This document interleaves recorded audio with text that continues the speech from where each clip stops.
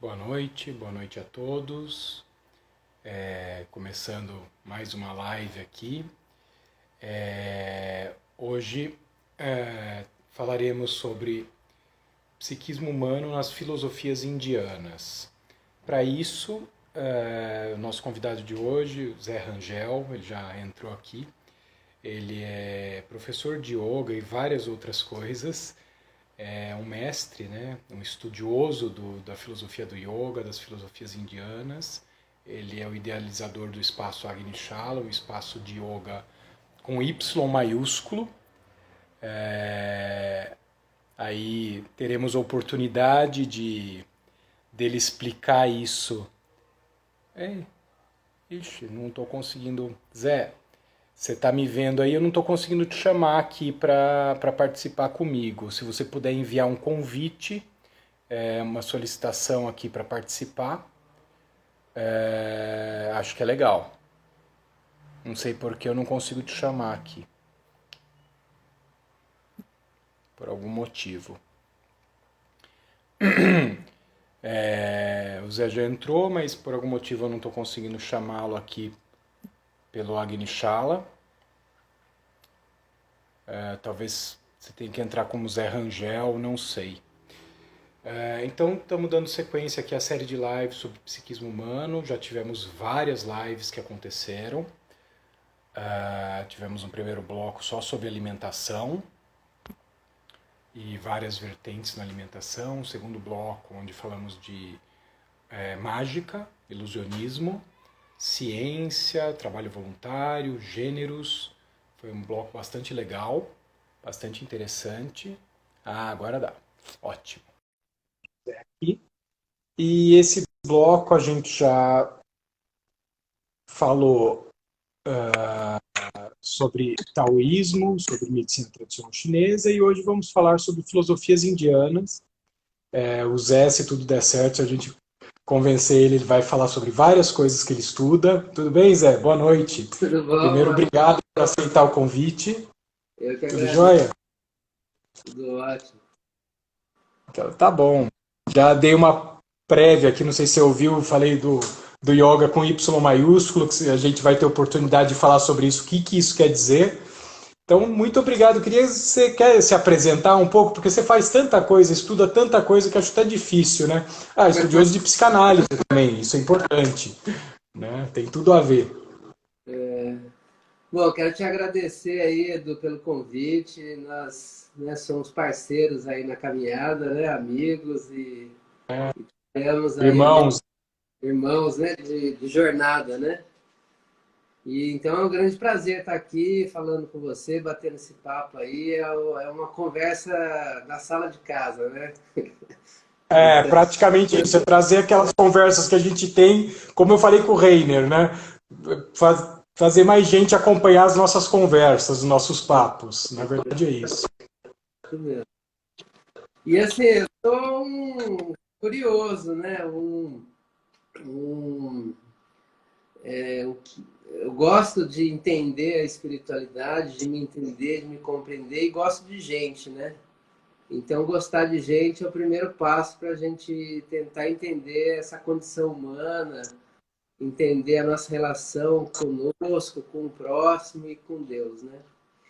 E por aí eu acho que tudo é válido, né? O yoga, o xamanismo, as várias linhas religiosas ou espiritualistas, né? Que eu prefiro até. E né, psicanálise, a ciência, conhecimento humano ocidental. Então, eu acho tudo válido, né? Eu acho que não tem limites para a gente tentar entender a natureza humana. Então, por aí a gente vai estudando tudo que aparece.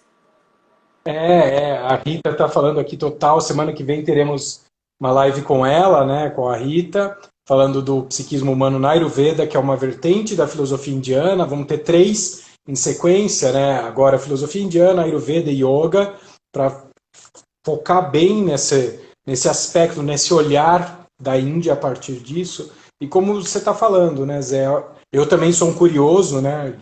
De alguma forma, tudo que vai ser falado aqui, eu de alguma forma já estudei, dei uma olhada, vi, me envolvi. Acho que tudo vai agregando uma peça, é um quebra-cabeça tão complexo, mas tão complexo, e acho que como a filosofia indiana mesmo, e cada pecinha te diz alguma coisa e junta um elemento ao quebra-cabeça e amplia a compreensão, né? Na ideia de tentar chegar a uma compreensão maior possível.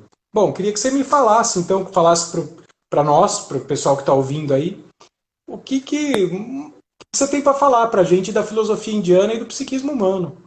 Uhum. Vamos lá.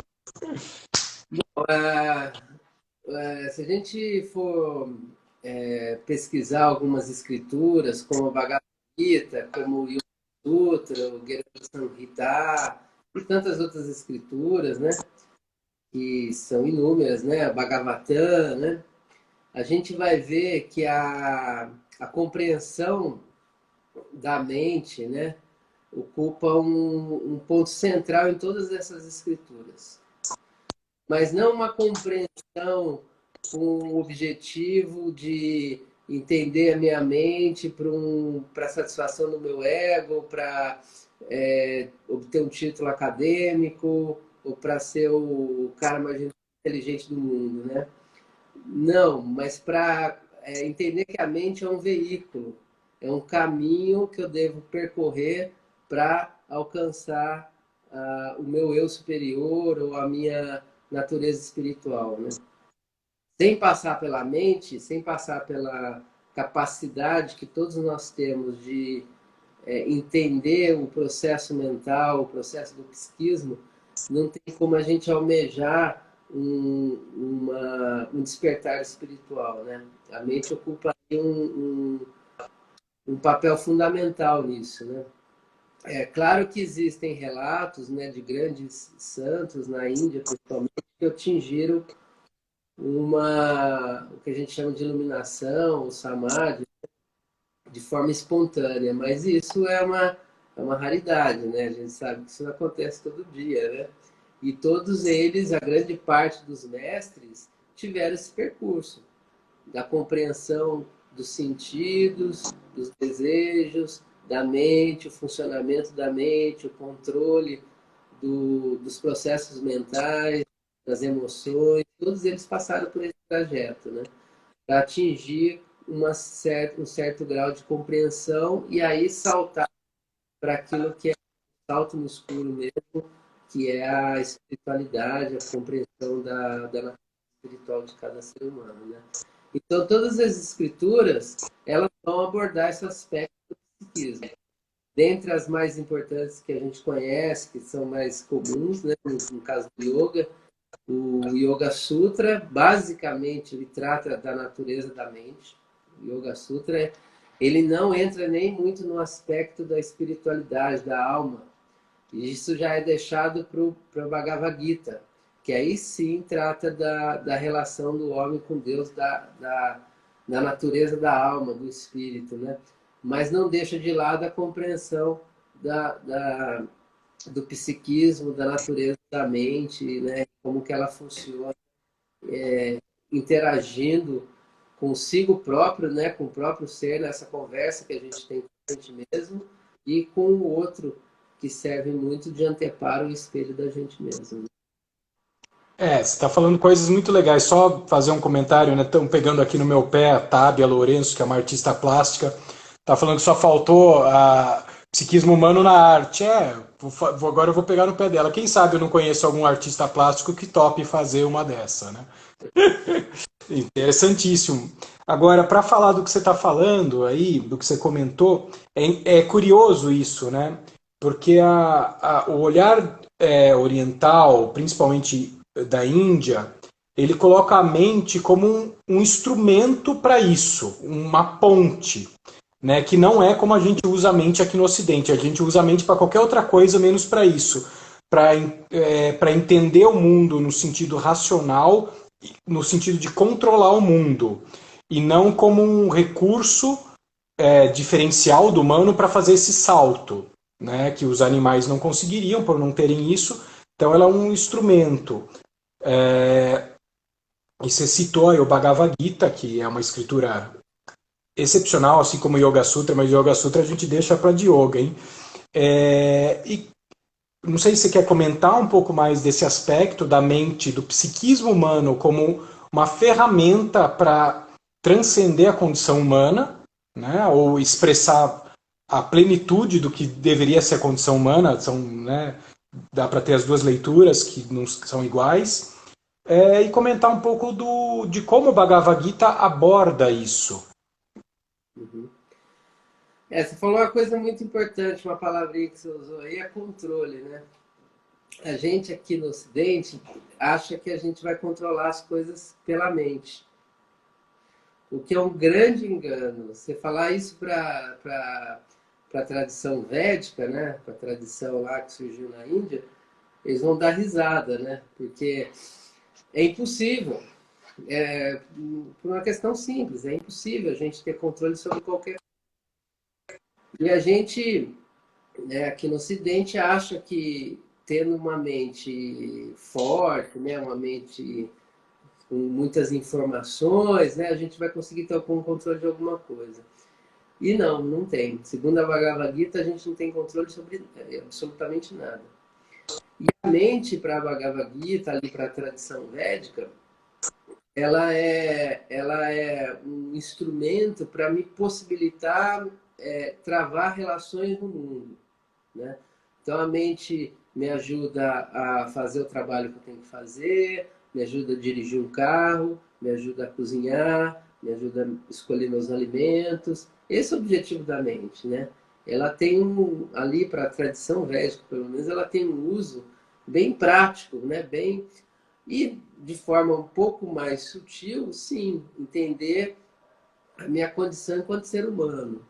Agora, eu preciso transbordar minha mente para chegar numa natureza espiritual. Porque se eu for depender da minha mente, eu nunca vou conseguir alçar um voo. Simplesmente porque ela não voa, né? A mente está mais para o animal que anda na terra. Eu preciso de um animal alado. E a mente não é esse animal. Ela não tem asas, né? E mais grave, ela engana muito, né? A gente costuma brincar no yoga que a mente mente, né? Porque ela está o tempo todo contando historinha pra gente, né? E principalmente histórias sobre limitações que a gente não tem, né? A gente tem inúmeras possibilidades de vida que a mente fica contando pra gente que a gente não tem, né? Então eu preciso utilizar a mente como um veículo e alçar esse voo a partir do espírito, né? Então a mente serve sempre como um veículo. E na Bhagavad Gita não é diferente, né? Esse ensinamento está lá, né? Enquanto Arjuna, ali no começo da guerra, né? A Bhagavad Gita, só para situar, né? Ela é falada ali num momento dramático, né? Vai acontecer uma guerra entre guerreiros da mesma família, são primos, né? Primos se enfrentando, avô enfrentando o neto, né? E Arjuna, o grande guerreiro da Bhagavad Gita, ele é amarela, né? Ele fica com medo. Ele não quer matar os parentes dele, né? E ele, ali, ouvindo essa mentirinha da mente, ele diz que não vai lutar. E aí Krishna, né? Que ali entra como um mestre espiritual de Arjuna, ele fala a Bhagavad Gita, né, 700 versos, para explicar para Arjuna a natureza da mente e por que ele deve lutar. E a luta não é só a luta real que aconteceu no campo ali de Kurukshetra, mas é a luta com a mente dele. A luta interna, né? Isso é importantíssimo, né? Exatamente. Tem uma luta externa que vai acontecer mesmo e tal, mas tem uma luta interna tão sangrenta quanto aquela que aconteceu no campo. E é isso que é a Bhagavad Gita, que é essa escritura. É Krishna ensinando, dando armas, dando condições de Arjuna lutar com a própria mente. Dominar a própria mente para que ele consiga dar esse passo em direção à natureza última, à natureza do eu superior, né? Que a mente, por vezes, fica bloqueando, né? Por vezes, você estava falando, né, isso da questão da luta interna. Eu estou acompanhando uma filósofa, Lúcia Helena Galvão, não sei se você já viu, da Nova Acrópole, Brasil. Ela é espetacular. E numa das aulas ali, das palestras que ela fala que o mundo externo é uma linguagem simbólica, que a gente tem que interpretar e a gente desaprendeu a interpretar. É como se a gente estivesse lendo um livro. E lógico que esse conteúdo externo quer dizer, vai nos dizer alguma coisa sobre nós mesmos, né? E seria, então, o mundo interno fica espelhado no externo. E por isso que eu falei, né? Você estava falando do Bhagavad Gita e me veio muito essa imagem da luta interna e quanto aquilo representava sobre ele. E ele tinha que, no fim das contas, ele estava lidando com os demônios dele para encontrar o caminho. E aí vem o momento da revelação, né? Krishna aparece e fala, né? Cita os versos, e o quanto aquilo é a jornada dele. Como a nossa jornada é a nossa jornada interna sempre, e o externo são elementos que nos trazem a isso. Agora, o bonito é como a Índia colocou isso de uma forma tão clara e tão objetiva. Diferente do que nós fazemos aqui no Ocidente hoje, né? Isso num passado remoto aí, lá na Grécia Antiga era um pouco diferente. Tenho olhado um pouco para isso agora também. Não era dessa forma racional. Eles viam, né? E a gente estava falando de controle. A questão do controle não faz sentido algum, porque a realidade externa é ilusão. Como que você vai controlar uma ilusão, né? Aí na leitura deles. Agora, conta mais aí sobre essa história. Não sei o que você pensou em falar, você tem muita coisa para falar, 1 hora é pouco tempo, né? Vamos lá, segue aí. Isso aí que você colocou é muito interessante, né? E na Gita é muito evidente, assim. Porque o que acontece externamente, você falou, é um reflexo do que já acontece internamente. Então, tudo que acontece à minha volta já acontece dentro de mim. Então, o mundo no qual eu me coloco é o mundo que existe dentro de mim. Então, tem um verso, por exemplo, da Gita, que Krishna diz para Arjuna, né? Porque Arjuna está falando para Krishna que ele não quer matar os primos, avô, tios, né? E Krishna fala para Arjuna, já estão todos mortos. Você é apenas um instrumento da minha vontade.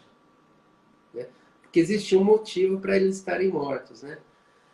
E é a mesma coisa o funcionamento da mente. A realidade ela já existe dentro de mim. Ela só se manifesta a partir do meu olhar. Por isso que o caminho védico traz isso tão marcado que é preciso transformar o olhar, transformar o olhar interno. Porque quando eu transmuto o meu olhar interno, eu mudo a minha realidade. Justamente por isso, porque é tudo uma ilusão, né? Aquilo que eu vejo é o que eu vejo internamente. Se o mundo está bom, se o mundo está ruim, ele está bom, está ruim dentro de mim. Porque o fato, e isso Krishna também deixa muito claro, tanto nessa batalha que ele fala esse verso, né?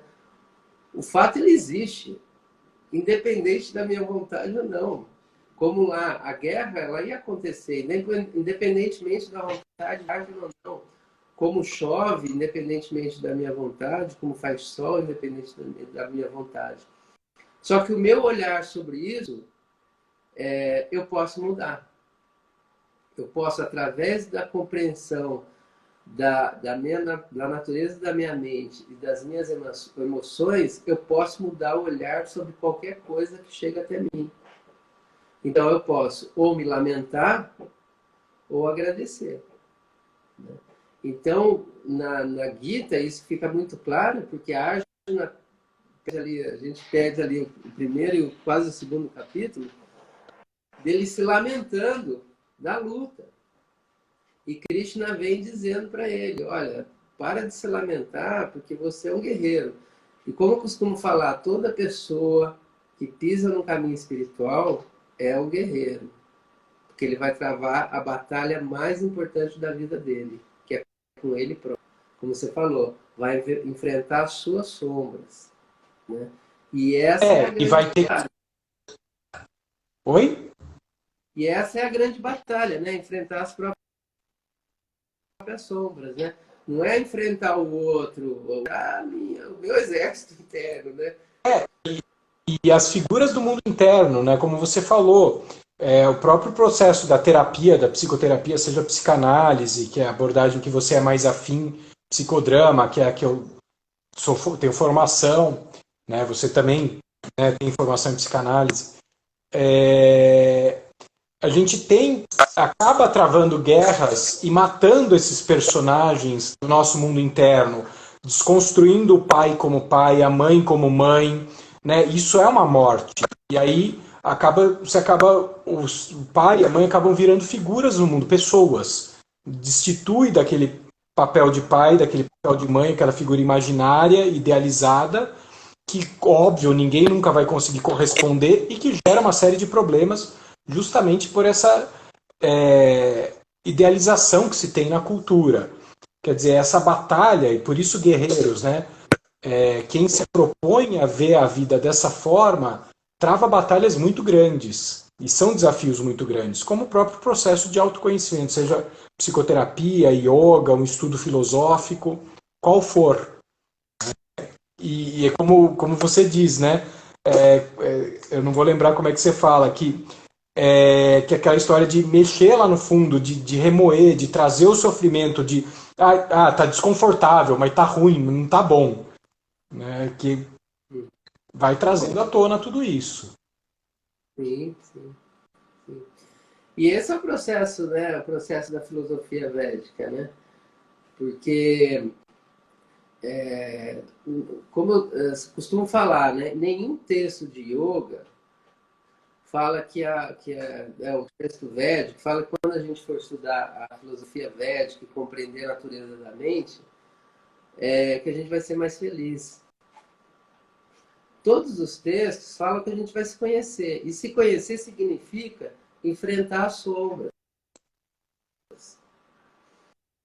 Quer um exemplo aí que você falou da psicanálise? Freud trouxe tão bem o complexo. A sombra maior do que desconstruir a figura de uma mãe, isso é doloroso. Isso é doloroso, não tem como não ser doloroso. É doloroso. Né? Porque a gente cresceu com aquela imagem idealizada, né? Que ela não existe de fato. E essa imagem, né? E toda a filosofia védica, ela se baseia nessas desconstruções. Né? Tanto é que a grande desconstrução, e é talvez a mais difícil, seja a desconstrução de mim mesmo. Eu desconstruir aquele que eu imagino ser para poder ser quem eu sou. Porque enquanto eu ficar no imaginário, na minha mente, acreditando na historinha que eu conto para mim mesmo, eu não vou conseguir me tornar aquele que eu sou, que não é esse que eu conto para todo mundo. Você acha que é? Eu acho que não é. Não é. Tá muito além disso, né? Mas eu preciso descobrir essa imagem. Isso é muito doloroso, porque existe um sentimento de morte, né? A perda da própria identidade, ou dessa identidade que eu imagino que eu sou, ela traz essa sensação de morte, né? E a gente não quer morrer, né? Então a morte na tradição védica não é só a morte do corpo físico, é a morte que a gente experimenta enquanto ser pensante naquilo que eu acredito que eu sou. Essa talvez seja até mais dura, porque existe toda uma construção em cima disso. E eu preciso fazer isso em vida, não é depois que eu morro, né? Então, o processo da tradição védica é que eu consiga morrer em vida para renascer. Por isso que existem as iniciações, né? Toda a tradição védica, você tem ritos de iniciação. A iniciação é exatamente isso. Você morreu, aquele que você imaginava ser morreu e renasceu alguém que é realmente um eu superior, que está vincado, está estabelecido no eu superior. na alma espiritual. Nasce algo livre de ilusões, de fantasias, né? Eu costumo dizer que não tem perda maior do que a dor maior, né, de perda, do que a perda das ilusões. Porque quando você perde algo real, você perde aquilo, é delimitado, né? Quando você perde ilusão, a ilusão não tem, ela se alastra, ela não tem tamanho, ela é infinita, ela é gigantesca. E de alguma forma é isso, é morrer aquele ser ilusório com aquelas construções ilusórias para que é o que a gente acha que é, o que a cultura diz que é, todo esse conteúdo que vem fantasioso, para pegar o real. Que falando, né, de pai e mãe, meu pai, minha mãe, não sei o que lá, as pessoas falam, são pessoas no mundo, nada mais são do que pessoas no mundo, com qualidades, defeitos, dificuldades, é isso. Né? E essa desconstrução mais difícil que tem dentro de qualquer processo, você sabe, né, você também acompanha as pessoas, dado a importância que aquelas figuras tiveram um dia na vida e a assimetria dessa relação. O poder, né, como se fossem deuses. Mas depois de um tempo, são pessoas. Que as relações podem ser legais ou podem não ser. E há uma morte simbólica que culmina nisso, na morte de si mesmo. O problema é que a nossa cultura luta fervorosamente contra isso. A morte é algo que não se traz à tona, né? Não vem para o dia a dia. E fica uma coisa muito mistificada e que ninguém quer entrar em contato. E a hora que ela chega mesmo, todo mundo assusta. Né? Não sei também se daria para falar um pouco sobre a visão da morte deles também, talvez seja interessante, que permeia muito essa filosofia, essa cultura, essa visão de mundo do oriental, e a gente sabe, né, que tem a ver muito com a questão da iluminação espontânea, né, que a princípio não tem, para quem está olhando ali naquela existência, não tem causa de ser, mas se olhar para trás, tem, né? Sim, sim. O que é interessante a gente pensar assim é que na tradição da Índia, na tradição védica, a morte é algo muito natural, né? E as pequenas mortes também, né? Essas mortes que a gente experimenta todos os dias, né? A gente está morrendo todo dia, né? E essa morte do ego, né? Desse eu inferior, desse eu menor, né? Isso é desejável, né? Todo praticante de yoga, dentro dessa tradição, ele deseja essa morte. Porque eu só tenho como alcançar a minha natureza humana quando isso morrer, quando isso desaparecer. Né? O que a gente vê na tradição védica, na tradição da Índia, é que essa morte é comparada não com algo como a gente tem aqui, né? O fim, acabou tudo, agora vai ficar lá na escuridão. Não, mas como uma renúncia, como uma entrega. Chega a um ponto da nossa prática que a gente simplesmente renuncia, a gente se entrega a algo que está acima de mim, que me transborda, que eu não tenho compreensão, não vou ter compreensão. Inclusive, a nossa mente ela não vai conseguir compreender, porque ela chegou no limite. Então, a renúncia, quando a gente fala em renúncia, é essa morte, essa entrega plena ser algo que está acima dele, que pode chamar de Deus, de Krishna, de grande mistério, de natureza, mas você se entrega a algo que te transborda e que a mente não tem capacidade para conhecer.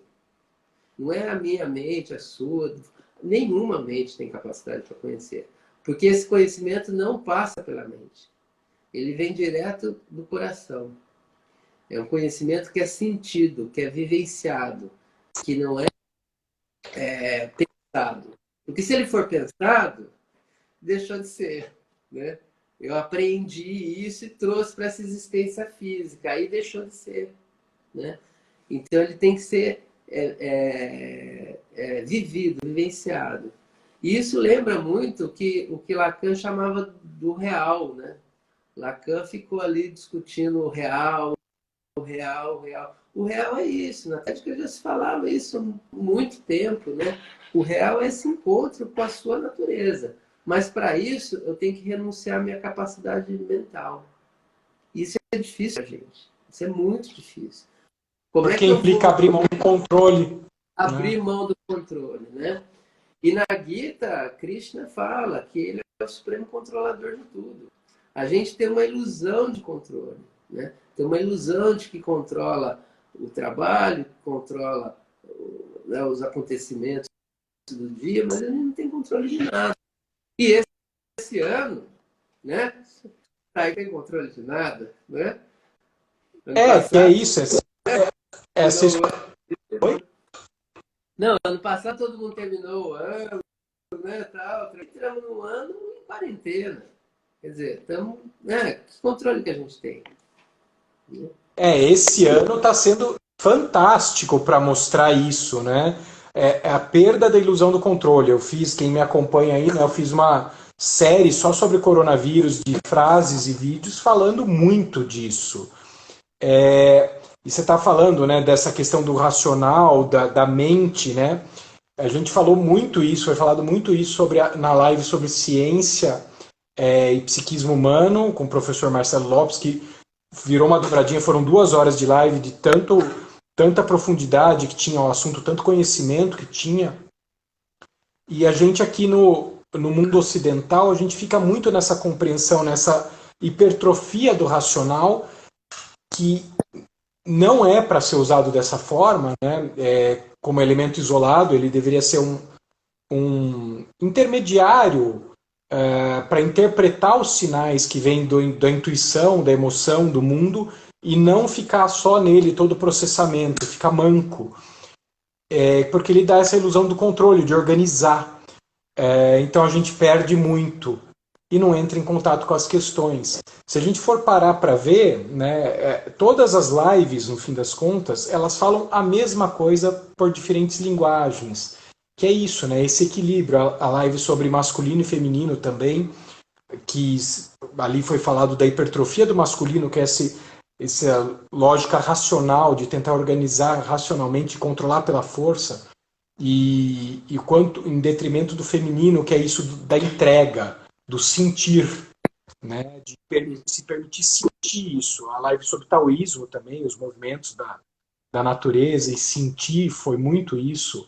E as próximas também serão, né? O pessoal está comentando aqui várias coisas. A Gabi falou de aceitar o ciclo interno e externo, vida, morte e vida, um desafio constante. O pessoal adorou que você citou Lacan, a Tábia. A Cris, a gente se perde no todo para se encontrar com o todo, isso é liberdade, isso é se render. Né? A Cris que esteve comigo aqui na live sobre gênero feminino, vai falar sobre espiritualidade depois. O que mais tem coisa, né? Tem bastante coisa. Ah, é um conhecimento vastíssimo, assim, né? Se a gente for, a gente passa horas, né? Você sabe disso, né? Eu E, sei. e o grande desafio é abrir mão das ilusões, né? O ponto ali do conhecimento védico, que às vezes é muito duro para a gente, é enxergar a vida como ela realmente é, com toda a sua beleza, com toda a sua dureza, que são adjetivos, né? Ela é o que é. Tem que o conhecimento, principalmente a Gita, retirar esses véus de ilusão que a gente vai colocando ao longo da vida e espessos que eu acredito no véu. Eu não consigo mais enxergar além do véu. Então, a proposta do conhecimento médico, que tem, pelo menos a última vez que a Gita foi falada, tem 5.000 anos, é ir retirando esses véus para que eu possa enxergar a vida realmente como ela é. Sem adjetivos. Sem ficar adjetivando, isso é bom, isso é ruim. Porque isso ainda estou no funcionamento da minha mente. Né? Mas aceitar o que me vem, aceitar o que me ocorre e ser grato por tudo, né? Porque aí eu saí do poder da mente, né? Então a nossa grande dificuldade, principalmente no Ocidente, que a gente aprende que a mente é o nosso maior bem, o nosso maior patrimônio, é abrir mão dessa crença, né? E começar a sentir as coisas, começar a perceber, ter percepções, ter intuições, ser guiado por uma outra forma de conhecimento. E para a tradição védica era muito comum, né? Qualquer mestre espiritual na Índia, ele conduzia o seu trabalho espiritual muito mais através da emoção e da intuição, da sua percepção, do que sobre raciocínios complexos ou lógicos, né? Tanto que se a gente for ler a Gita, né, o mesmo Yoga Sutra, são ensinamentos breves, mas extremamente profundos. E a compreensão deles depende muito mais do que eu sinto desse ensinamento do que sobre os raciocínios que eu vou fazer em torno dele. Porque o raciocínio ele vai encontrar um limite, não vai ter jeito. Ele vai parar no... e vivenciar isso no meu dia a dia, eu começo a expandir o meu conhecimento e a minha compreensão. Que, aliás, é o propósito da tradição da Índia, da tradição védica, é que todo conhecimento seja experienciado, seja vivido no meu dia a dia, nas pequenas coisas do meu dia. E não ficar lá na prateleira, guardado, onde eu vou visitar. Né? É uma outra forma de abordar o conhecimento. Né? Se o conhecimento não for vivido, pelo menos para a tradição védica, ele não serve de nada. Vai jogar fora, que ele não vai funcionar. Então, ele só tem função se ele tiver aplicação imediata na minha vida. Né? Então, os versos da Gita, por exemplo, não são versos para eu ler e recitar. Né? Não, são versos para eu viver. Né? É um conhecimento de 5.000 anos para eu viver hoje, na minha vida hoje. Né? E por isso que ela é tão profundo.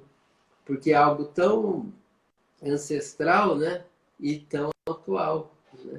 Que eu posso, cada verso, experimentar no meu dia. Né? E esse talvez seja um grande desafio que a gente tem aí, de trazer essa compreensão para o nosso dia a dia hoje. Né?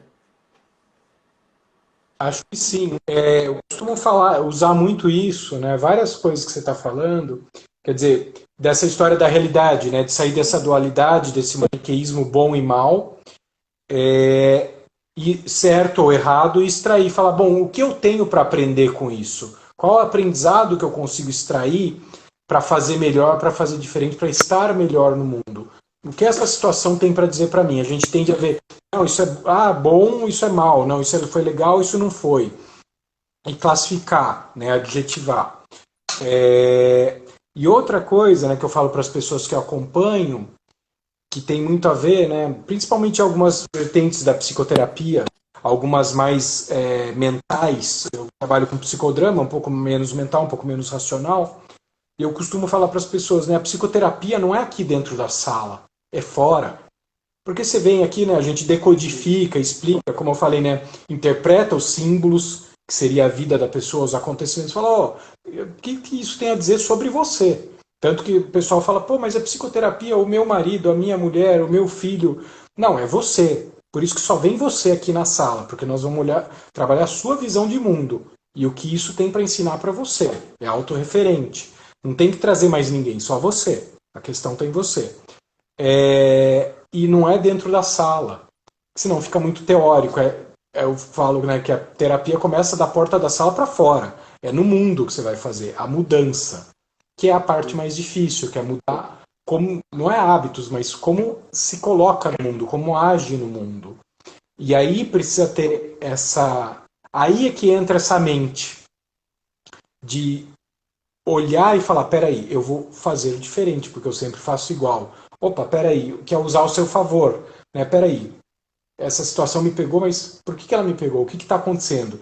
Esse seria muito mais o trabalho dessa mente, né? Sentir e ajudar-nos a conseguir estar diferente, conseguir estar melhor, né? Não sei se você quer falar um pouco de como que ali no Gita, né, no Bhagavad Gita, estamos falando do Bhagavad Gita para quem entrou agora, como que Krishna tenta explicar um pouco disso para Arjuna.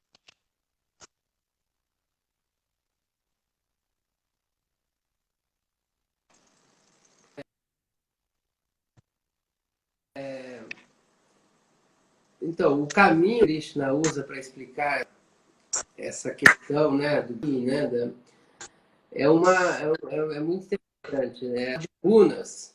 Gunas são os modos da natureza material. A tradução de gunas é modos da natureza material.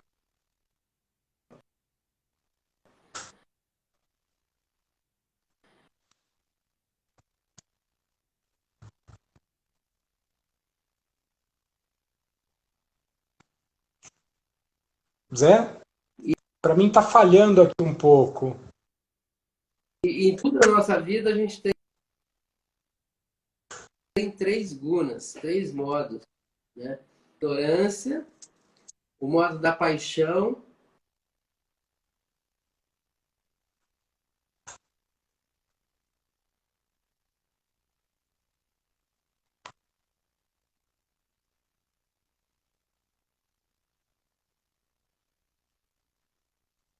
Zé, para mim tá mudo aqui, eu não estou conseguindo te ouvir.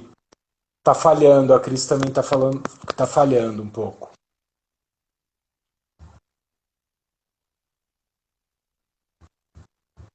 Tá travando muito. Nós dois ou só o Zé? Para quem tá ouvindo.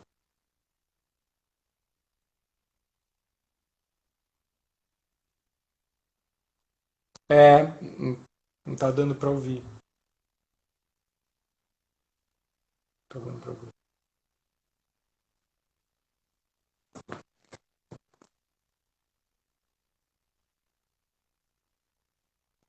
É só você. Você tá me ouvindo? Ah, ó, a Cris sugerindo você desligar o Wi-Fi e ver se melhora.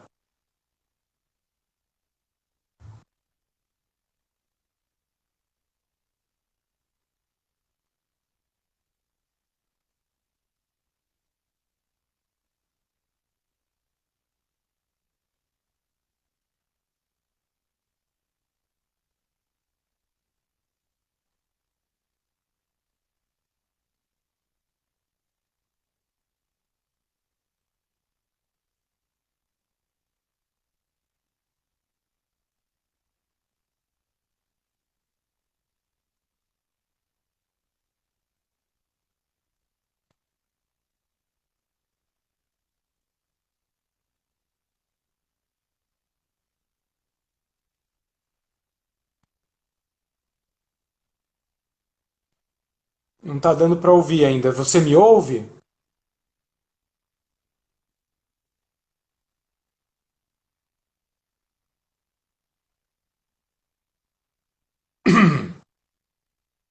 Você quer tentar sair e entrar de novo? Ah, não tá conseguindo. A Roberta tá lá com ele. Tá falando que não tá conseguindo. Beta, talvez se ele desligar o Wi-Fi e fazer pela conexão da operadora. A gente já teve problema outras vezes e assim resolveu.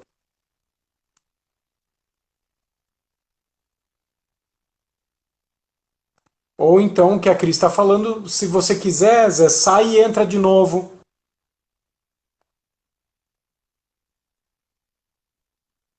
Sim,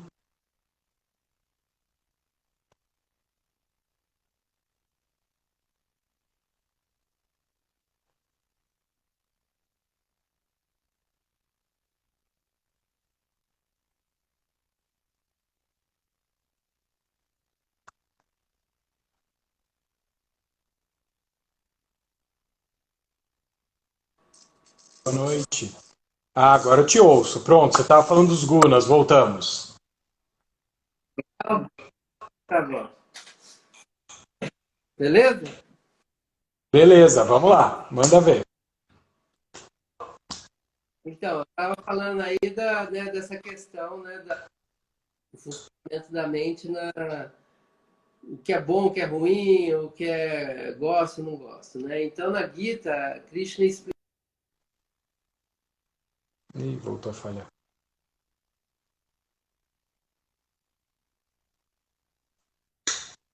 Está relacionado com os gunas. A gente tem três gunas, três modos na vida, né? A gente tem o modo da ignorância, o modo da, da bondade. O modo da ignorância é o modo da inércia, o modo da escuridão. O nome diz, né? Ignorância, né? Aquilo que eu não tenho iniciativa. Eu tô... Então, alguns estados da mente são muito relacionados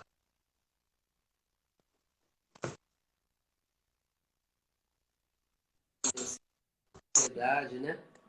O pânico, esse é o modo da ignorância. O modo da paixão é o modo da nossa era. É caracterizado pelo movimento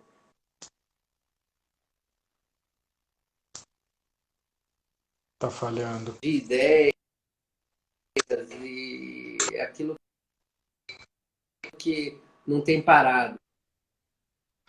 Tá falhando? Deixa eu ver se é a minha... Deixa eu tentar mudar de lugar aqui. Vamos ver. Tá, ok.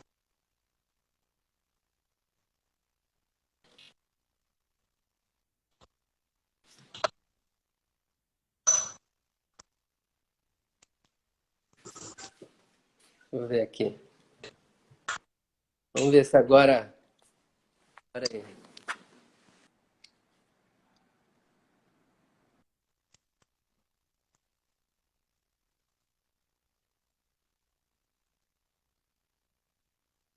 Ih, caiu.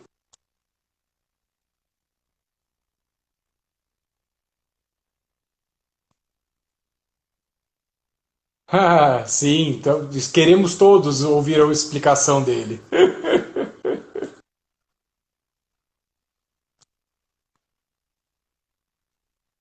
É, a gente já teve algum problema com a internet uma outra vez do taoísmo. Aqui em São José, foi um problema aqui em São José. Não sei se a questão é lá especificamente na rede do Zé ou o que está acontecendo. Estou chamando ele de volta aqui. Não sei se... E aí? Vamos ver? Improviso é isso aí, é se libertar do padrão e Agora tudo bem. vai? Vamos ver. Manda lá, manda os gunas, vamos lá. Vamos lá. Vamos voltar nos gunas. Então, acho que eu parei falando da... Vou voltar ali, no modo da ignorância, né?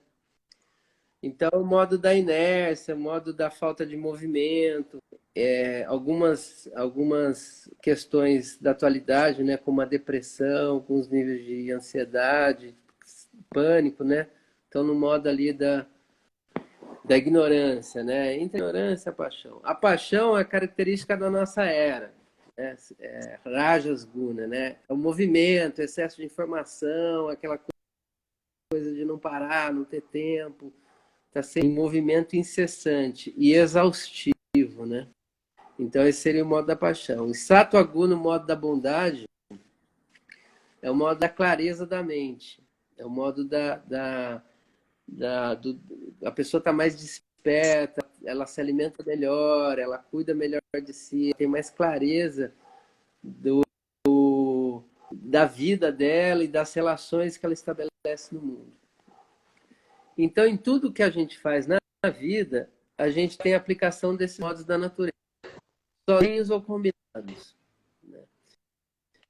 E está diretamente ligado ao funcionamento da mente. Então, é bom deixar claro uma coisa: o modo da bondade não é iluminação, está no aspecto da mente. A iluminação Isso eu acho vai mais importante falar. a iluminação vai além da bondade, né? Não é porque a pessoa se estabeleceu no modo da bondade que ela tem uma clareza mental grande que ela é uma pessoa iluminada, né? Pelo menos para a tradição velha. A iluminação vai além do modo da bondade.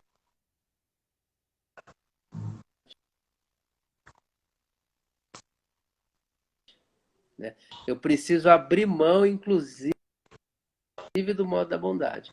O que é muito difícil.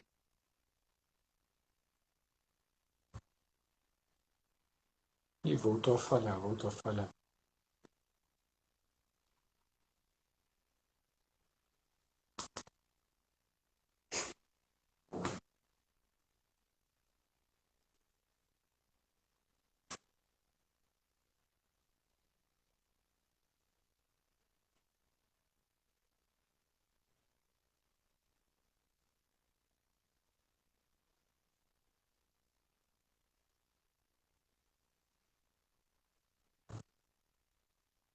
Sim, tá falhando bastante, tá falhando bastante.